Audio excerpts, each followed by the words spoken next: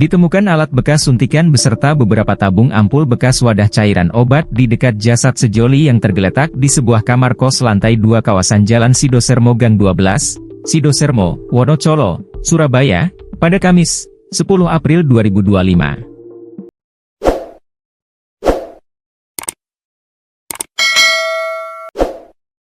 Informasinya, kosan yang menjadi lokasi penemuan jasad tersebut, disewa sejak awal tahun 2024 oleh korban wanita, berinisial Na, 31, warga Tumbun Jagir, Mantuk, Lamongan, yang diketahui berprofesi sebagai perawat di sebuah rumah sakit swasta kota Surabaya. Sedangkan, pasangan prianya, berinisial LH, 28, warga Palenggaan, Pamekasan, yang diketahui bekerja sebagai pengusaha, dan sedang menempuh pendidikan magister bidang hukum di sebuah kampus swasta Surabaya.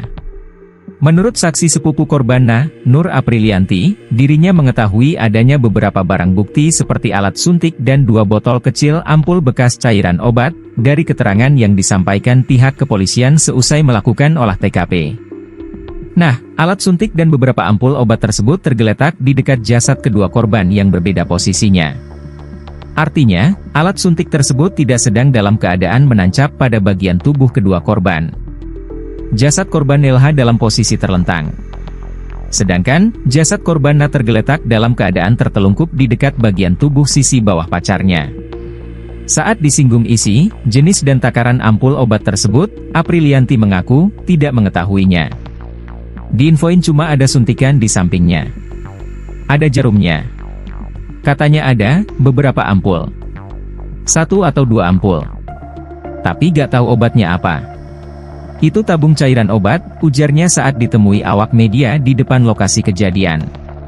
Mengenai kondisi busana yang melekat pada tubuh keduanya, menurut Aprilianti, keduanya jasad masih tampak mengenakan pakaian. Kondisinya sudah kayak gitu.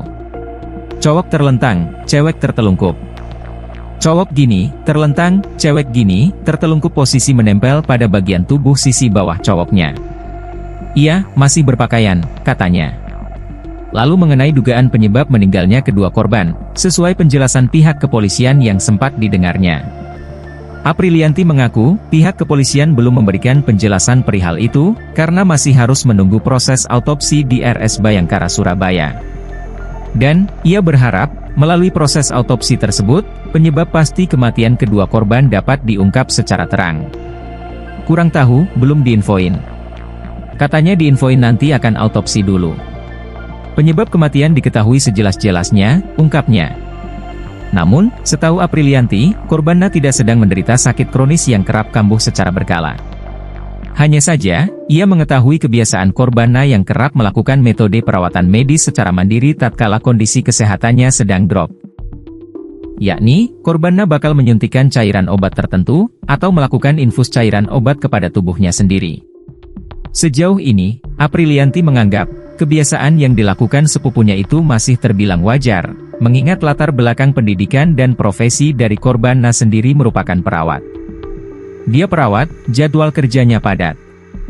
Jadi misalnya sakit gitu. Jadi dia infus sendiri, suntik sendiri gitu, kayak gitu aja sih. Mungkin karena sudah lama enggak satu kos jadi jarang nengokin ke sini, sama ama sibuk juga, pungkasnya. Sementara itu, Kapolsek Wonocolo Polrestabes Surabaya Kompol Haryoko Widi tidak menjelaskan secara detail mengenai sejumlah temuan barang bukti di dekat jasad kedua korban yang tergeletak di kamar kosan tersebut. Termasuk, juga mengenai temuan adanya alat suntik serta 2 botol ampul yang teronggok di dekat jasad keduanya.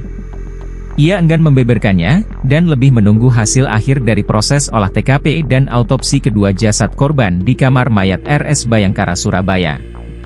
Untuk itu kami masih menunggu hasil.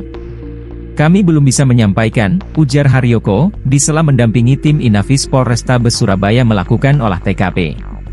Haryoko menjelaskan, kedua korban baru diketahui meninggal dunia di dalam kamar kosan tersebut, setelah didatangi oleh salah satu kerabat korban wanita, yakni Nur Aprilianti. Kemudian, saksi penemu pertama itu, melaporkan temuan tersebut ke pihak pengelola kosan, warga setempat, dan temannya yang tinggal di Surabaya. Lalu laporan tersebut dilanjutkan kepada pihak kepolisian.